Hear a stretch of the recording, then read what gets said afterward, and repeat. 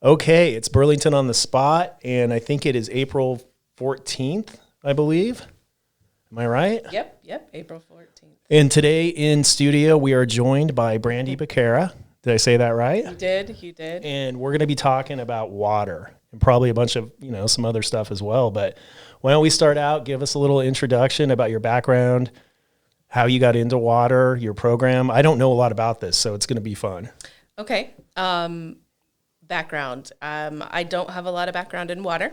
I'm new to water, about 6 years in, and I started by coming from being a stay-at-home mom, and only for a brief period. I found that wasn't my thing, but I applied for a job at the local Plains Groundwater Management District. Right. So I started working there in late 2015 and really dove in and found out a lot about water really quickly.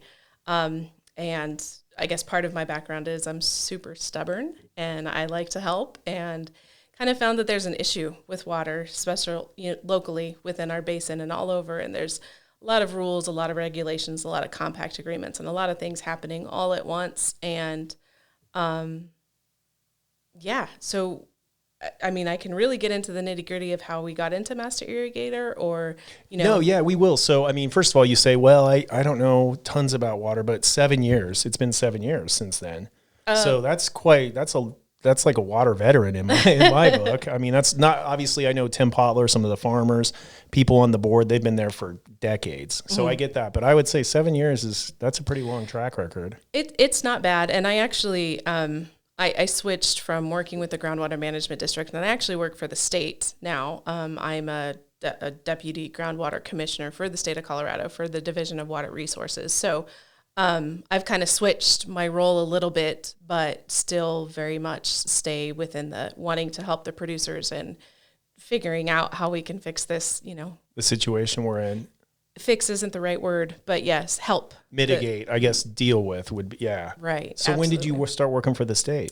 In mid-2019, about June 2019. So kind of right before COVID and everything? Yes, exactly. Gotcha. Yep. And then what was your fascination with water, right, in 2015? Because that's when you kind of, you applied, you tried to get there. Is it something you just like destiny? Or because I'm not sure everyone would be like, all right, I'm going to get interested and go down this path. Yeah, honestly, a friend of mine had been the groundwater manager before, and the hours, I'm a working mom, I'm a mother of three, I'm constantly moving and, doing school stuff and sports stuff. And so the flexibility with that groundwater management job was what appealed me. And then once I got there and learned, kind of saw more of the situation and learned the job, there's a huge learning curve. Don't get me wrong. It took me a while to get my feet underneath me, but what was your official job in 2015 then? It was groundwater management district manager. And what did that entail? Basically just helping producers out here, navigate the rules and the regulations from the state. There's a lot of kind of third-party administration that happens with the groundwater management district. So water permits are permitted or, given through the state. They're issued through the state, and they basically tell you how much water you can use, not really when you can use it, but how much water you can use. If you make changes to your permit, say like originally in the 1960s when it was developed or when it was built, it was said you were going to use this for 120 acres of corn or something like that, or just irrigation in general.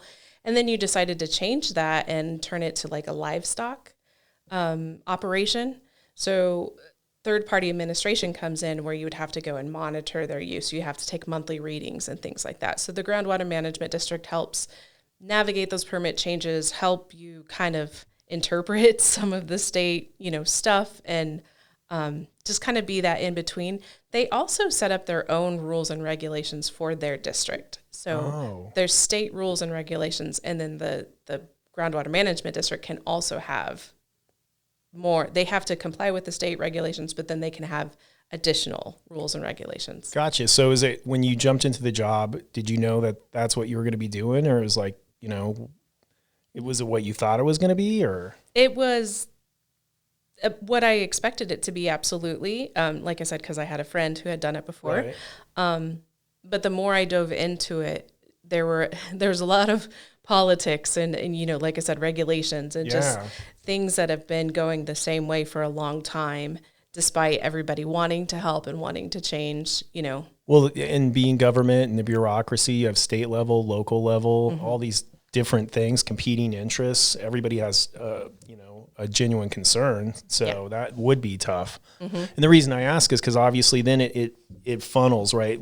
Sometimes people get into a job and they start doing it and then it's just a job. And I can tell with you, it became a passion, it seems. It did. Because then you funneled into these other aspects of it, which we'll talk about. But so I guess that's a good segue. When did it start splintering off and how did it happen to go into these programs and just, Well, it never really splintered off. It just kind of kept growing. So conservation was a topic of discussion at pretty much every groundwater management board meeting.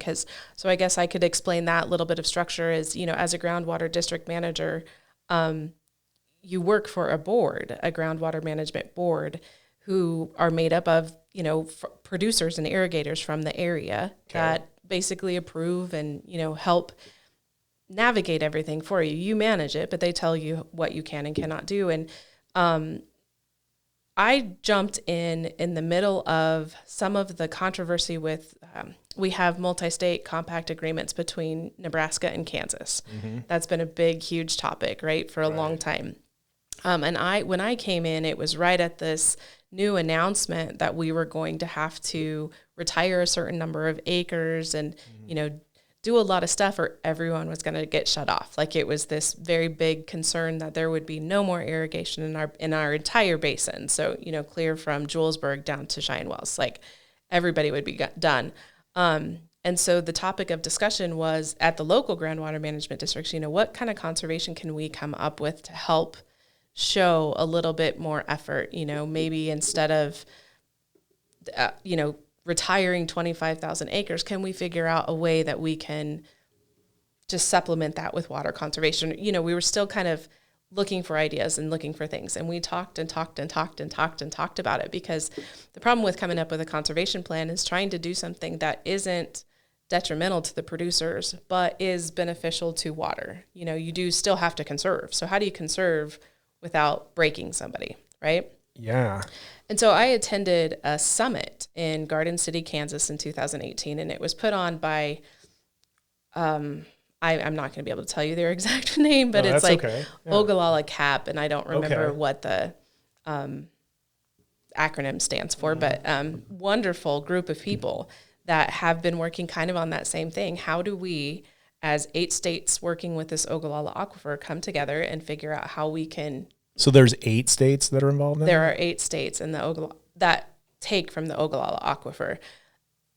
Some are, you know, just like a small corner of it, but yes, 8 states. The main, you know, the ones that focus the most on it are Kansas, Nebraska, Texas, Oklahoma, and Colorado. I mean, not that the others don't focus on it, but right, know. Those are the predominant players in it. Gotcha. Yes. So I attended this Ogallala Summit on behalf of the Plains Groundwater Management District to somewhat network, you know, get a little bit outside of my box, you know, kind of meet more people and see if we could come up with some ideas. And one of the presenters on a panel his name was Steve Walthour, and he was from the North Plains Groundwater Conservation District in the Panhandle of Texas. Okay. And they talked about their Master Irrigator Program. Oh, okay. And they talked about how it was made up of local farmers, local producers that came up with essentially a curriculum of a 4-day class that taught you how to conserve and still remain profitable. Interesting. Okay. And so he made this amazing, you know, presentation, and I was like, wow. And it just so happened that a gentleman on his board was sitting at my table. And so I started asking questions and, you know, like, this is amazing. I want to hear more about this, and really started being my pushy self. And, you know, well, you just want to learn more. And this the program was in Texas only at that time? At that time. Yep. Only in this one district there in Texas. And they had been doing it for a couple of years. And it's essentially that we copied their program with their permission. Sure. But they had been doing it successfully for a couple years, since 2016. And so it was like, I want to learn what you're doing. And that's literally why they presented, is let us teach you what we're doing. Let us share and see if it helps you. And so there were a couple representatives from the RWCD there too. Deb Daniel and Rod Lenz were there. And we had kind of some discussions following that summit, like, this is great. I think this is a perfect fit for our basin. And I went back and talked to my board about it at Plains Groundwater Management District. And, they kind of thought I was a little crazy, like, oh, this is a good idea. This sounds good, but how are we going to pull that off? Kind of type thing. They didn't ignore me. They listened to me because they're an amazing board. They're an amazing group of gentlemen, but, kind of put it off. And me being the stubborn person that I am, I took it and I made a PowerPoint presentation and binders and goals and said, look, this is what we can do. Yeah, here's how we do it. Yeah. I have the map right here. Right. And so Tim Potler liked what I was saying, and we went and met with another group at the time that was kind of a subgroup of RWCD. They were called the Water Preservation Partnership.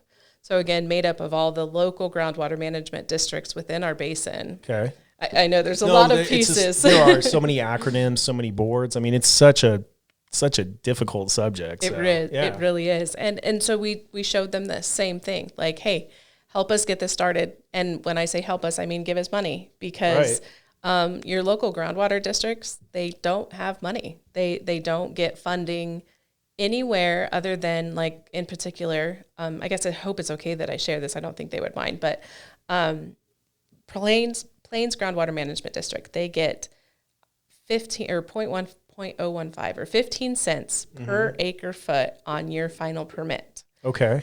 Of the state. So let's say if you have a final water permit that allows you to pump 250 acre feet, in your tax assessments up at the courthouse, there is 15 cents per acre foot. I think it's 15 cents. It might be 0.015, but regardless, 15 cents per acre foot that you pay to the groundwater management district to keep that office open to help you navigate those permits and work through all of that. Right, but those are like administrative fees that keep the lights on and operational. Yeah, it equates to less than $50,000 a year.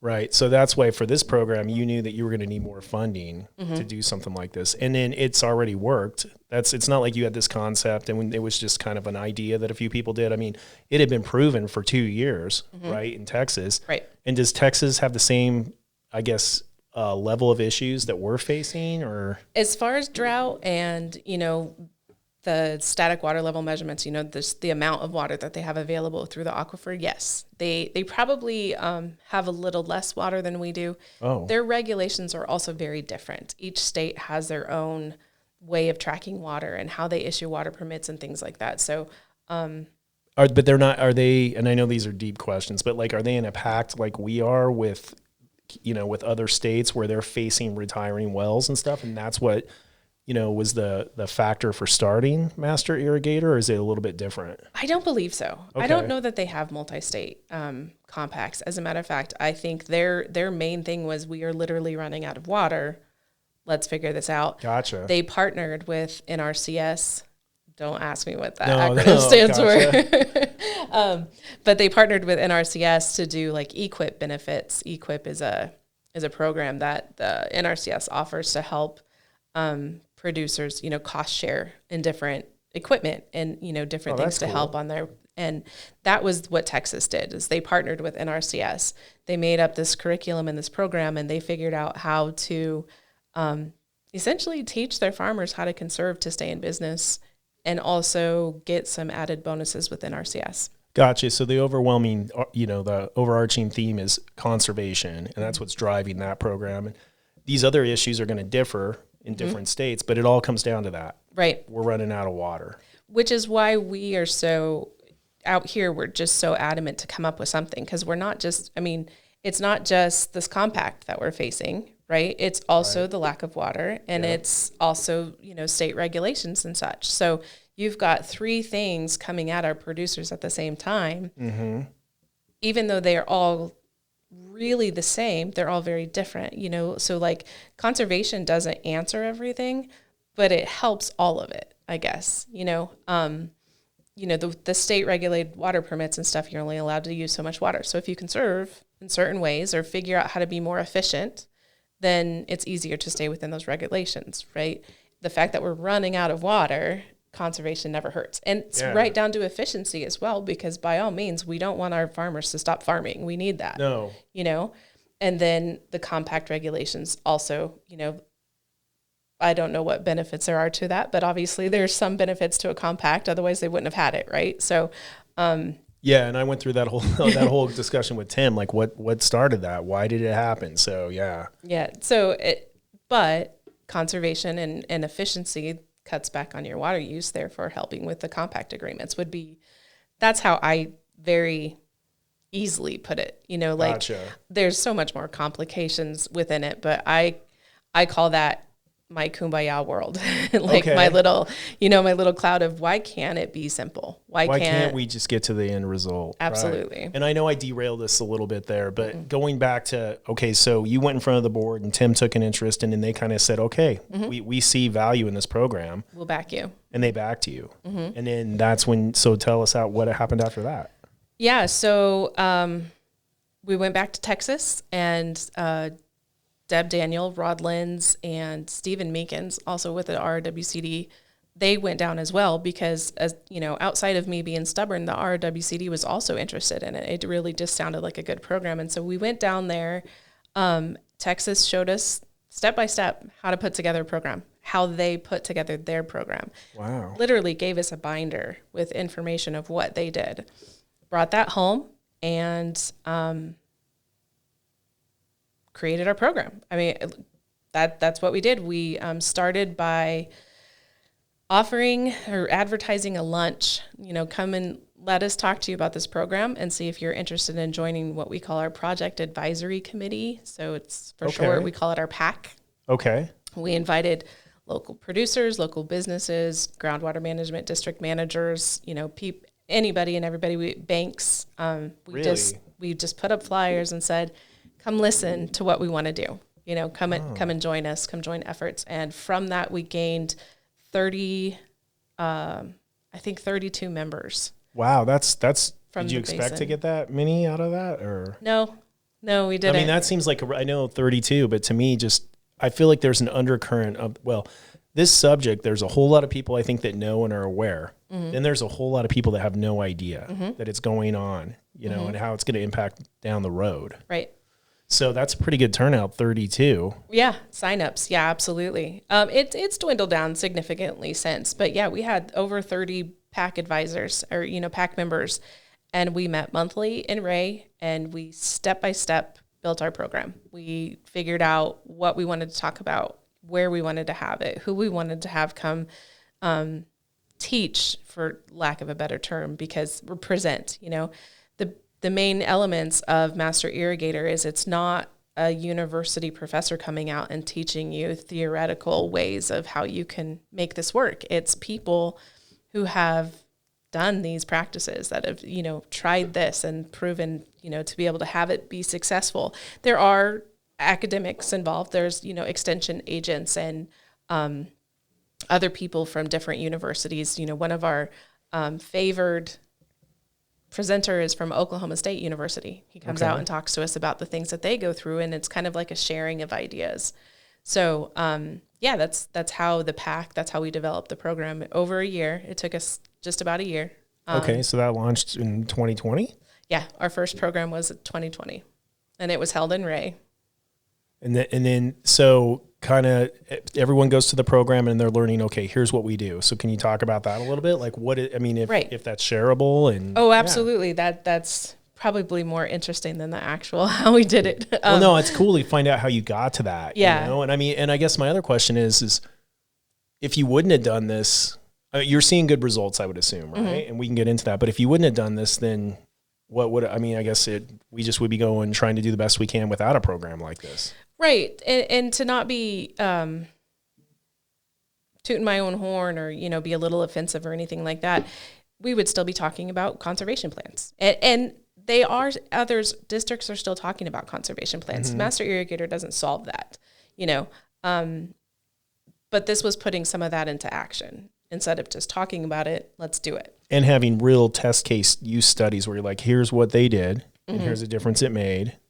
Gotcha. Absolutely. So Master Irrigator in and of itself, it's a 4-day, 32-hour course. So, and it's 4 days held once a week, or, 4 one-day sessions. Gotcha. Concurrent, like in 1 week, you go through the 32 hours at one time. Is that right? Nope. It's usually what we did like in 2020 is it was every Wednesday, I think, or Monday. To make it easier so that somebody's not taking a whole week off then? Right. Okay. Because it's, we're asking a lot of time. 32 hours, that's a lot asking, it is. Yep. For somebody to come and sit and learn, right?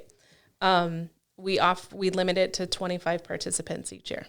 Okay. So, and the reason behind that is, in Texas, if you get too big of a crowd, you can't, really interact. You can't really learn. And the most important part of Colorado Master Irrigator is you're making contacts with other people, sometimes your neighbors, sometimes people from clear across the basin that may be able to share with you what they're doing that works, or maybe something that they've failed at and they want to retry. I mean, you're making these connections because we're literally all working separately on the same thing, as opposed to coming together and figuring it out together. And that's kind of what Master Irrigator embodies is, instead of all working on the same thing individually, let's all come together and figure out how we can help this. And so that's awesome. Small groups like that, because if not, it's like an auditorium full of people. You're going, you're listening, and then you leave and it's gone. Right. So you have that small little group that can go out like a lean startup type mentality. We can go out and then we can act on these and share best practices and what we learn. And that's how it's kind of been going, huh? Absolutely. So 2020, we had 22 participants, and they represented nearly 23,000 irrigated acres. Wow. This year in 2022, we switched it up just a little bit. We let in some more industry representatives as opposed to just irrigators, but we still had. We started off with 23 participants and ended up with 22 graduates, but again, representing over 22,000 irrigated acres. So right there in 2 years, 44,000 irrigated acres are impacted. If we have shown them ways that can maybe, save them 10% of their water usage, that's a significant amount of water change. It is. Just a little bit at a time. And that's, Master Irrigator just kind of changing the mindset where conservation isn't just cutting back 5 acre feet per year. It's figuring out how you can be both efficient and conserving at the same time. Okay. And now it's getting me in. I have a lot of questions. Yeah. But so was it hard to get people to sign up for this? You know what? Actually, the first year it was easier. And that being because it was new, it was a fresh ideas. It was exciting. All of our PAC members were really, excited about it. The next year was COVID. 2021 was COVID. Where that impacted everything. Yeah. So a lot of momentum was lost, and I didn't do a good enough job of really getting the program out there, of really advertising. And it's hard. There's only so many ways you can advertise and so much to get it out beyond word of mouth, right? In the Eastern Plains. I mean, it's tough. Absolutely. And it's also, there's a bit of, I don't know if I'd call it mistrust or, skepticism when it comes to this, because so Colorado Master Irrigator, we figured out a way. Let me backtrack. So in Texas, like I said, one of the benefits or the incentives of going through this program is you get some sort of advantage with their equip programs with NRCS. Okay. Like you get priority when it comes to the point allocations and stuff, how they choose the contracts or the applications. Okay. We wanted to make it into more incentives. We wanted to work with our local companies and see, hey, if you're a Master Irrigator graduate, you get 5% off of this sprinkler package, or, things like that, like just not generic, but a bunch of different incentives that get people in the door, because that's a most important part is getting people there. Well, that's funny that you brought that up. You answered my next question before I asked it. I was going to say, okay, it's hard. Is it hard to get people? And then what would be my incentive to go do this beyond I'm getting this message out? We know we have to retire. Right. Bad things could happen. So we're all in this together. So beyond just doing it because I know I have to, that's a hard argument. So there are incentives in this if you go into the Master Irrigator program. Yes. And they change every year too. Okay. We ask for partners or we ask for sponsors. That's kind of something that's on my to-do list over the summer, is to get our 2023 class sponsors and partners that we can start working with to negotiate those benefits and those incentives to our producers. Obviously, the benefit to our partners and their sponsors is same thing. You are getting business, right, through Colorado Master Irrigator to a certain degree. We have also gone through multiple grant processes to offer $2,000 to our graduates. It's through a Colorado Water Conservation Board grant that we got back in 2019. Okay. And we called it a participation stipend. Basically, you come and sit and learn for 32 hours. We will pay you $1,250 upon graduation. And then for the next 3 years, I'm going to annoy you for just a little follow-up, like some surveys like, hey, did you do anything that we talked about? And did this help your, production in any way, shape, or form? Like, what did you implement? What else can we do to help, kind of type thing? So that is awesome. Yeah, there are. So you're good keeping in touch with them, and those are incentives. So because that would be one of your challenges, or like a barrier to participation, would say, hey, it's 32 hours. Mm-hmm. What is my time worth? And at least it's a good faith, right? Mm-hmm. Like, here's a stipend, you're coming to do it. And then you have a way to contact for the next 3 years to see, did any of this actually help you? Right. And we collect that data in order for us to be able to continue to go back and get grants so that we can keep this program going. Gotcha. So I can't always guarantee that $2,000 stipend, right, but I'm hoping to, because everybody that we've applied for grants says our program is absolutely amazing. And we've got the data to show it, And then where's that data? Is it published somewhere, or is it public, or? No, not yet. But it's going to be, maybe. Yeah. Okay. Maybe so we haven't collected all 3 years of our first cohort yet. Our first 2020 class coming up this end of irrigation season here in 2022. Uh-huh. That'll be the third year of data from them. So then once we get those reports and those data, we'll be able to send it out and do more. It is hosted in my computer. It relies on me to keep it organized and promote it and stuff. And well, that'll be exciting. Maybe we can have you back when we get the data and talk about the results. And so so my other question then would be, with the state, do they have more funds to go to the to the sponsors, and are they incentivizing it at all as well? Well, Colorado Water Conservation Board is part of the state. Okay. So yes, that I would say through the grants, yes, but also we have. I guess I don't know if I can say this or not, but we have the support, or we have the attaboys from the Water Commission and the State Engineer's Office. I mean, they've been watching our program.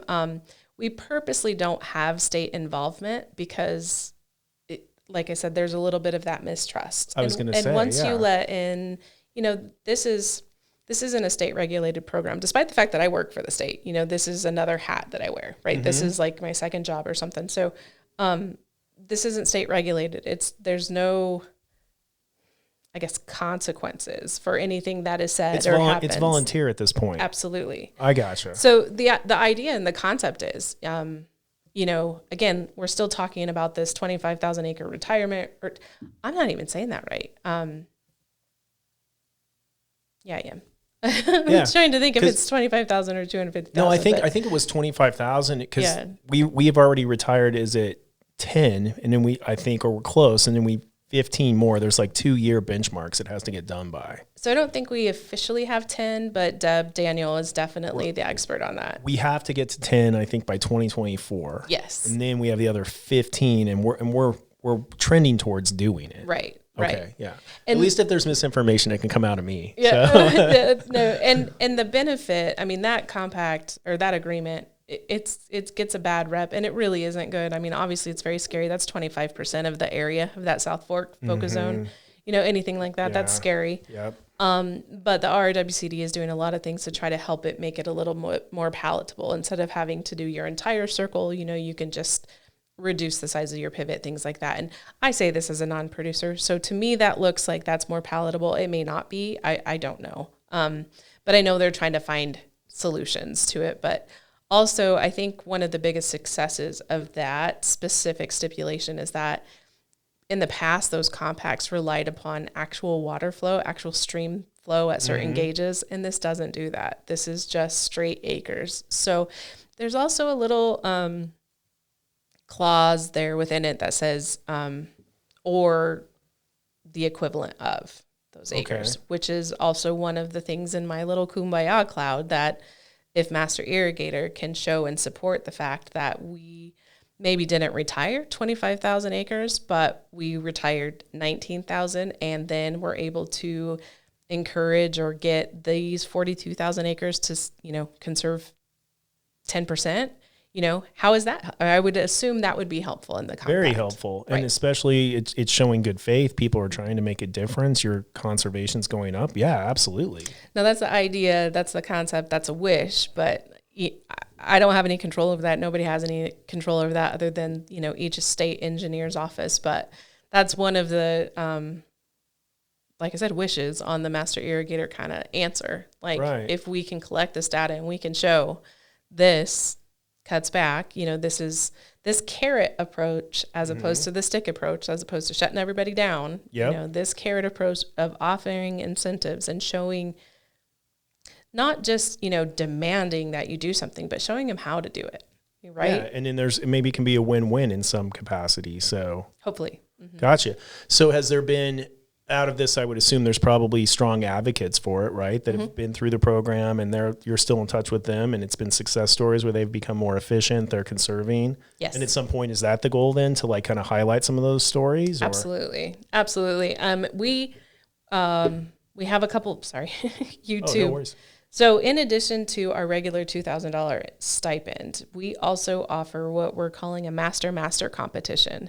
And so with some of our sponsors, we have like different levels of sponsorship. Right. Our platinum sponsors, I think they donate like $2,000 and they supply lunch.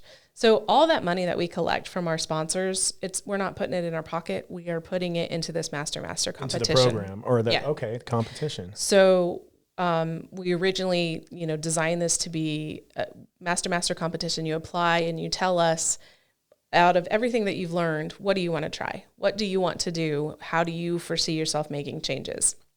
And then the PAC would pick, a winner, and we would refund up to $10,000 or whatever the sponsors, the money that we had would allow. Right. Wow. So as long as you are implementing practices that are conservation oriented or efficiency oriented, we will refund you. Show me the receipts. We'll pay you an additional $10,000 to do that. There's, a couple other things. We're also going to come out and interview you. And, Neat. And we want you to join our PAC as well to help continue to develop our program.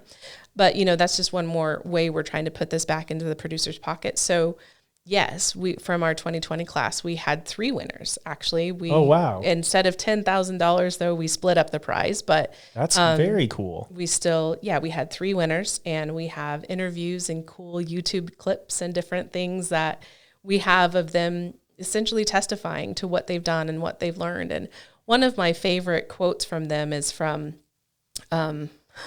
goodness, Kyle Newton is his name, and he's from, I believe, the Yuma area. And he says, he learned more within the first session of Colorado Master Irrigator than he's learned in 5 years of farming.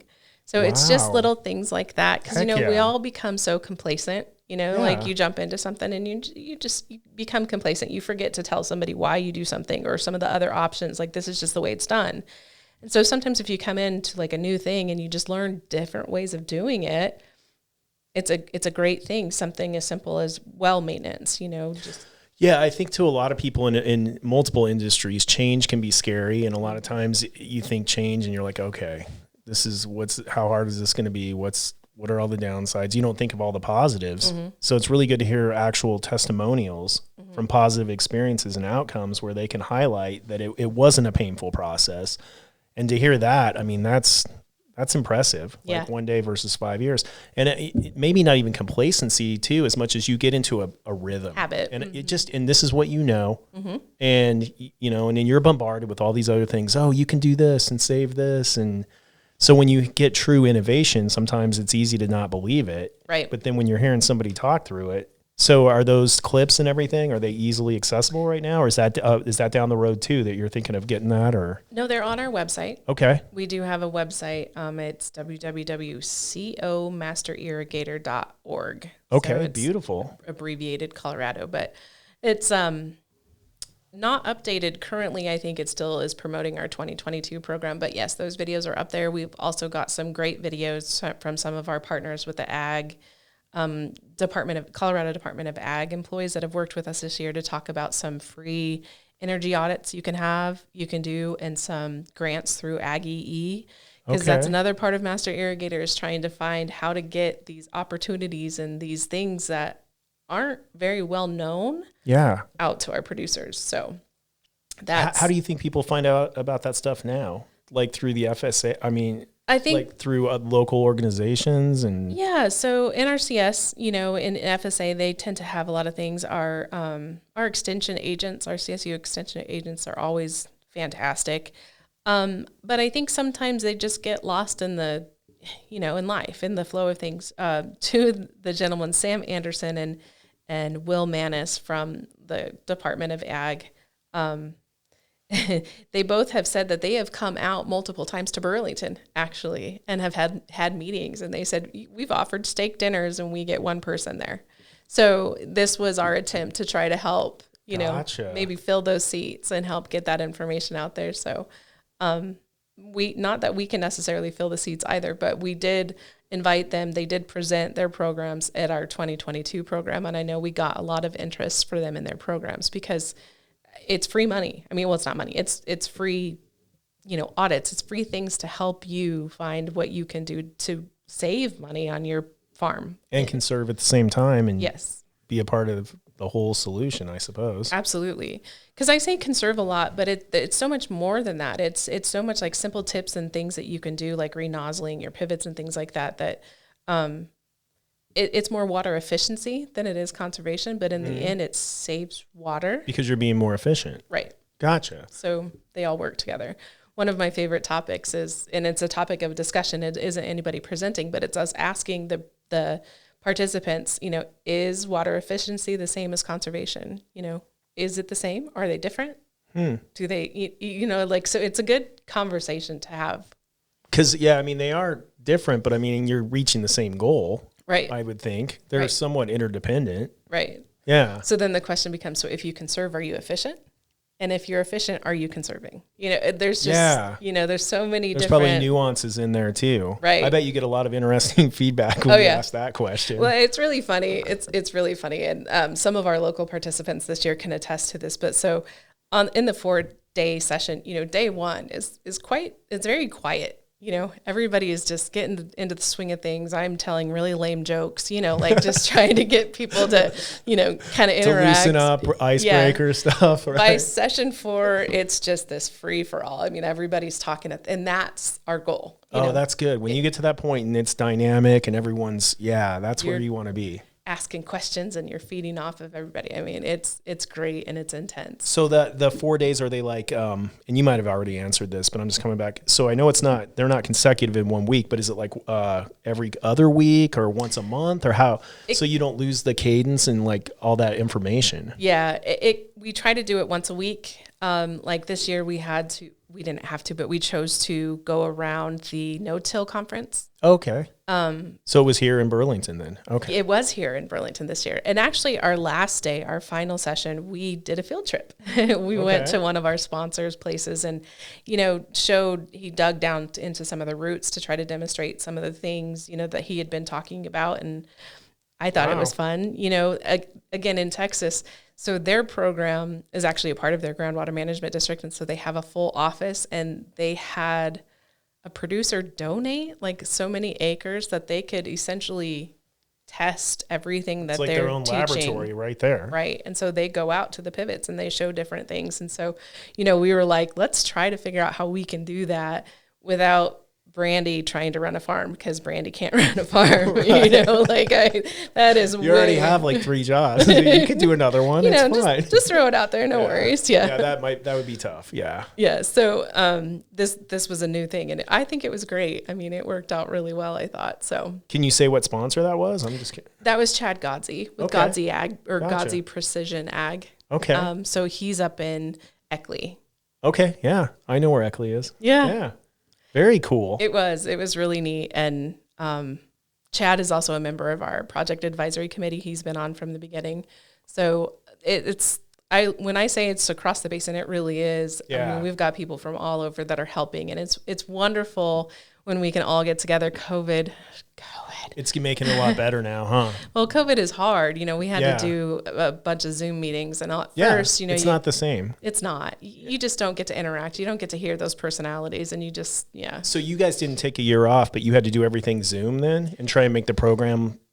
We chose to take a year off. We That were was gonna smart. we were gonna try to do it through Zoom, but I mean, you got to know your audience, right? How many producers want to sit in front of a computer? They've got stuff to do in the field. That was really smart. They can't prioritize that. This year, we did offer the option. So if you needed to stay home, like if you had COVID or if you were sick or whatever, we did have a Zoom link that you could join. Mm-hmm. But anybody that did that can testify that they just missed out on so much. It's just not the same. Technology not quite working. Sure. Because we didn't have it like true setups, right? Like that's something. Now that our program is growing, which we can talk about that later if you want to, but now that our program is growing and, we're getting a little bit more funding, we can look into those technology upgrades and be able to offer a bit more. But the whole idea of the program is to remain this mom and pop, really tiny, get what you came for kind of type thing. We don't want to make it too... No, I think you keep it small with the cohorts, the size you have, and it's kind of an in-person thing. It is. I get if maybe one of the sessions you couldn't make and it'd be nice to have it online, but outside of that, you're going to get there and you're going to meet other people that you might know, might not, but you're going to share best practices and start building those relationships. Other things come out of that too. Mm-hmm. So that's really neat. It is. It is really neat, and it's brought me outside of my box a lot. A little tidbit about me. So I grew up in Shinewell, so I've always been outspoken and I've always been very stubborn, and that's just who I am. Right. But being up here, I was a little bit, I've lived here for 20 years, so it's not like I haven't been for a long time, but I never really come out of my shell all that much, and I just kind of, stick to doing the kid stuff, and I do that kind of type of thing. But this has really made me get outside of my box a little bit and be a little bit more networky and a little more. You have to let people know about the program. And it sounds like it was your path. I think so. Because you went down this path and started the Master Irrigator Program, and then you're letting everyone know about it. And I feel like it was, destiny, whatever, God's plan. I don't know if I can say that, but of course you can. Okay. Yeah. Because that's what I feel. I mean, the way the stars aligned, God's plan, it worked out right down to, when I moved from the groundwater management district to the state. When I was at the groundwater management district, I didn't have any health benefits just because, again, it's a part-time job, and that I didn't need it. My husband had it, it was fine. And I went to work for the state, and within 3 months I was diagnosed with breast cancer. And so how can you say other than that is totally God's plan, right? No, there was a plan. That's just part of it. And how it all everybody that I made connections with through the PAC, and they were able to continue building up this program while I was going through chemotherapy and stuff. I mean, everybody stepped in and they were able to just take it over, and it just, and just to tell you, it's like inspiring, because now I had heard about it, but I get how now it's finally about to like blossom, like you want it to flourish, because not only were you fighting cancer at the beginning of this, but then COVID, like in the same time, it's like all these obstacles are coming up against the program, and now it's going to finally be able to spread. Yeah. So I can see how excited you are now to get the word out there. I'm so excited. It's my baby. I mean, I really can't say it any other way. Like I say, you joke around, I'm stubborn, I'm a control freak, I have a hard time not being involved in it, but spreading is exactly what we're doing. This year, there was a program that opened up in San Luis Valley. Okay. It was so exciting. There was so much momentum. They were able to have 2 classes. They had 50 people. And this was Master Irrigator? It was Colorado Master Irrigator. So did you do that program down there then, or is it somebody else helping? Or? I did not physically go down and do it. I helped their coordinators coordinate it. So awesome. So they reached out to you or and said, "Hey, we see what you're doing up there. We want to do it down here." Yeah, exactly. So during COVID and stuff, you know, I would attend a couple different. There was another Ogallala Summit similar to the one in 2018 that I attended. This one was virtual, but I attended it and spoke to our program, how it grew from the Texas program, because it was one of essentially the summit's successes because of our attendance, because of their summit. That's how our Master Irrigator was born, right? Right. So I attended that, and Greg Peterson from Kawa, and again, I'm not going to be able to tell you what the... No, that's okay. I think it's like Water Association, but Colorado Agriculture Water Association, I believe is what it is. Okay. But he reached out, and I'd spoken with Greg a couple times. They had a meeting down here in Burlington, and he knew of the Texas program as well, and he reached out to me and was like, hey, I want to help get this started down in the Alamosa, you know, in the Rio Grande Basin. And yeah, that's sweet area too. Yeah. I was going to ask where. So Alamosa is where they're from. Yeah. So the Rio Grande Basin and San Luis Valley, and Marissa Fricky from District number 1, I believe, is the conservation district that she works for. She took on the coordinator role alongside with Greg Peterson, and they did a phenomenal job. I mean, I gave them, you know, very basic outlines, gave them access to my Google Drive that has everything, and they were able to, you know, just ran with it. Yeah, they got their pack together, and you know, a couple times I joined their meetings virtually and just, you know, kind of spoke to different things to make sure we kept with continuity and things like that. But no, they took off with it and did an amazing job. And that was just in 2021 then? 2022, just this last March and February. So just March. Very recent, in the last couple of months. And so they had 2 classes that everyone that signed up? Or? Wow. Yeah, they had enough moment. And the question was, do we allow that? You know, because our grant was only allowing for 25 participants per year. And but the question was, you don't let that momentum go. Yeah, I mean, you have to allow it. Yeah, if they're excited, let's go for it. And so their program it's a cookie cutter version of ours, not to take away from their program. That didn't really quite sound right. No, but I know what you mean. It's following your blueprint. Right. It is Colorado Master Irrigator. It's the same thing. There are a couple of differences as far as like they didn't have a master competition, but they probably will. Yeah, you know.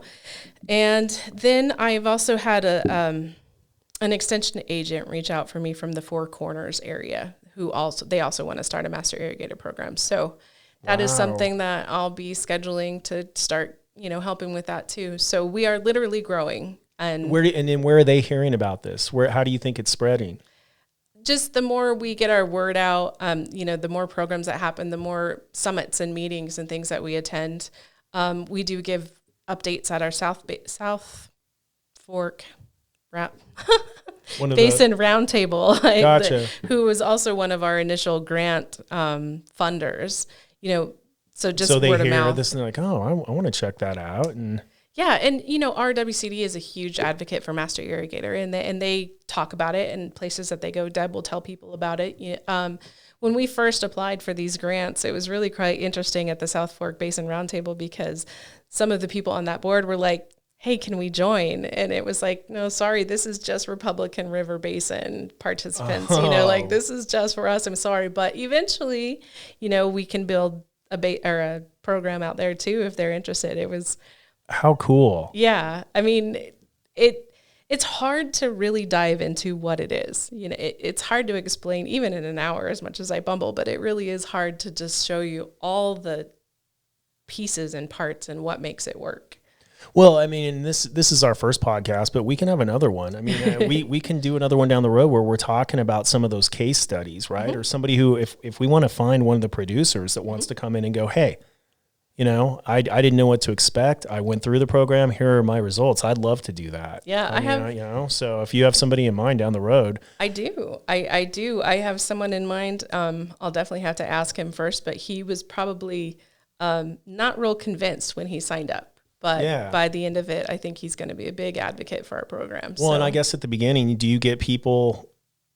So when this last one, the last session started, right? When was that for the no-till? Is that in the last couple months for this one local? Yeah, so our 2022 session was the end of January and very beginning of February. Yeah. It's all messed up because of COVID too, because we did the no-till in the summer for the first time last year. And that's got me all messed up then. So, and even like our city municipal league conferences we have another one coming up right now, and that's way sooner than it should be. So Yeah. I'm all discombobulated. But so you had that, and then how many were you trying to get signed up for that one? 25. 25. And you got 23, it sounds like, right? We had 23 signups, and we ended up with 22 graduates. Gotcha. And so now they're all in the program right now. And Well, they've completed the program. so they already did it. It's the 4-week session, and so they're graduated. They have their certificate. Now they're ready to put it to use. Right. And so I'll start annoying them here pretty quick. Just kind of a quick check-in. Hey, here's a reminder of some of your incentives that you can take advantage of. These discounts that were offered by these businesses. Our master competition winners will be able to. They could have that next day started, working with whatever they wanted to implement and send me the invoices, and I'll reimburse them. And actually we have a couple participants that are also participating in what's called a TAPS program. It's out of the University of Nebraska. It's a really cool program. It's similar in concept to Master Irrigator, but it's actually putting your ideas into practice. So they have like a test plot over at the university, and they gather teams, and you make decisions, they put it into action, and at the end of the season, you find out where you were against your competitors. It's a way to test it out, get a little competition, and see what works. Yeah, and so 2 of our graduates are representing Colorado Master Irrigator in this TAPS program. It's a free program, and it's really cool. Again, you just learn more and different things. I think there's a group of some of our Colorado Master Irrigator PAC members and CSU and different things that are trying to develop a TAPS program for Colorado, to make it a little bit easier, because, everything's different in the other states as far as the soils and stuff. Now, mind you, our soils and stuff differ across the basin, but anyways. Yeah, but at least it's in Colorado, and you could get, you could get different groups to come up and share and compete. Yeah.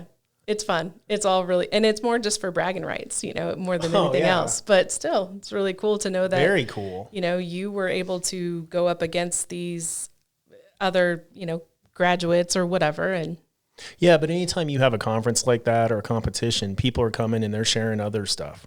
Like contacts, networking, best practices. So that would be impressive. It'd be well worth it. You learn a lot. Yeah. So any other things that you want to cover about the program that we haven't touched on, about the Master Irrigator, that you think that would be good to get out there in the public right now? In my unorganized brain right now, the only thing that I can really think of is that, we will be starting signups again for our 2023 program. It'll be again in the early spring, late winter. So probably January, February, or March. We don't have exact dates yet. So, keep an eye on our website or Facebook page or Twitter feed or something, and we'll post those for those registrations. But also we're going to be looking here before our next program into doing some kind of smaller, quick kind of mini sessions just to go over some basic things like permits, state permits, how to navigate them, things that you might need to change, things that you might want to look up. These are some of the things that came up in our last programs, that just some generic permitting questions. So we're going to try to put something together for that, as well as just like a well maintenance 101 kind of type class, having some of our local that's a good idea. Businesses come in and say, if you do this, this is going to help you do this, and it's going to save you in the long run. So, we'll be putting those together hopefully soon before the next program. But and it seems like, and I could be wrong, but from hearing your passion on this and Master Irrigator, you're trying to make the website like a one-stop almost for a lot of these topics, right? As it pertains to conservation, efficiency, best practices, and then have people start to hear that brand as it builds up, and you go, okay, I have a question. What would I do here? And I go to that website or reach out to you guys.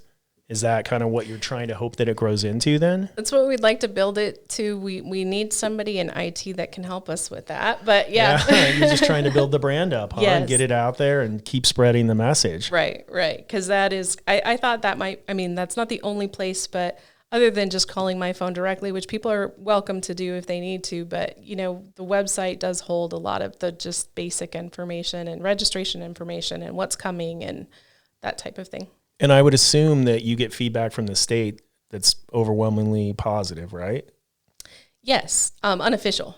Unofficial. Well, okay, so unofficially. But I mean, I would think some people are seeing the program and what came out of Texas, and they probably knew, and you're like, all right. Because to me, this is it's a much different way than somebody telling you, hey, retire those. Right? You got to retire that. We're going to do it. It's going to be bad. There's consequences. Where you have Potler who came in here, and you just have people that are trying to reach out and go, hey, let's make the best of this. Let's get it retired. Let's work together. Let's find ways to be efficient. It sounds like that's kind of what's going on. It is. And in some cases, it's also saying you need to look at your overall picture. Is it time to retire because of the benefits that are out there for you right now? Because let's face it, some of our wells are pumping next to nothing, and it costs more to operate them than it does, the actual benefits of using them. And so I hope Master Irrigator doesn't just put the message out there, don't retire, because sometimes that's the best option too. Yeah. But it's more to introduce you to all of the options that are out there for you. What can you do to make your operation more successful, but also be beneficial to water? Because, this problem that we're facing right now isn't just right now. It's not going away. No, it's we're not not going to be able to magically, fix our water problem. But if we can figure out more sustainability, that would be ideal, right? We want to continue to irrigate. We want to continue to have our farmers. We want to continue to have a town. We do. Yes. So I do know all of that plays together.